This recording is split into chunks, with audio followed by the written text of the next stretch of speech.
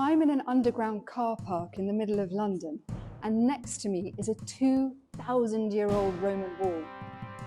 People have been building walls since the beginning of time, and whether we build them to keep people in like the Berlin Wall or to keep people out like Hadrian's Wall, all walls have one thing in common: control.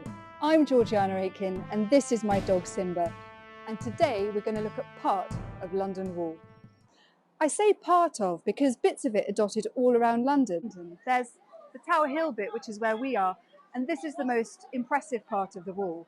But there are sections of it all around the City of London, and there's even some of it in the basement of the Old Bailey.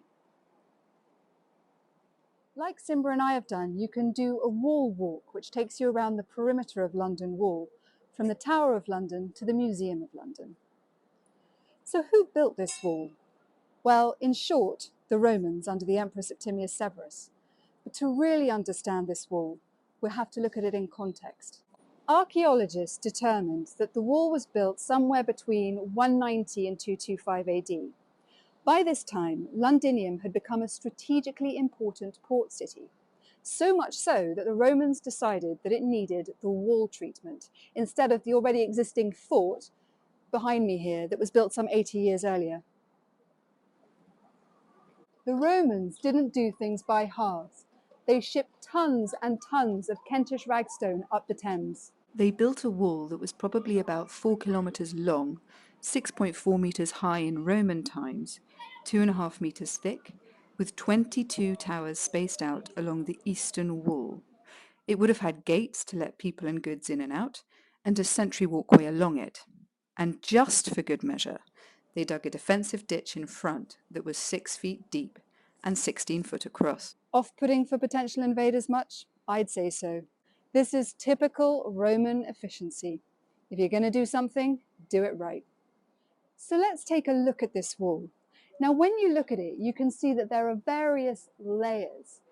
The bit at the bottom is the Roman part, where the red tiles are. The red tiles are interspersed at various intervals along this wall, and this is to add strength and stability. The inside of the wall is made from rubble and mortar, and then you've got these coursed ragstone blocks on the outside, which are the bread in the sandwich, if you like. And in fact, one of the reasons why so much of this wall still survives today is because it was so solidly built in the first place, to the extent that subsequent generations realized that rather than just level it and rebuild from scratch, it was easier just to build on top of it. So what's this wall really about? Well, the answer is most probably that it was as much about control of people in and out of its gates as it was about defense. And as important as the wall itself is the perception of the wall.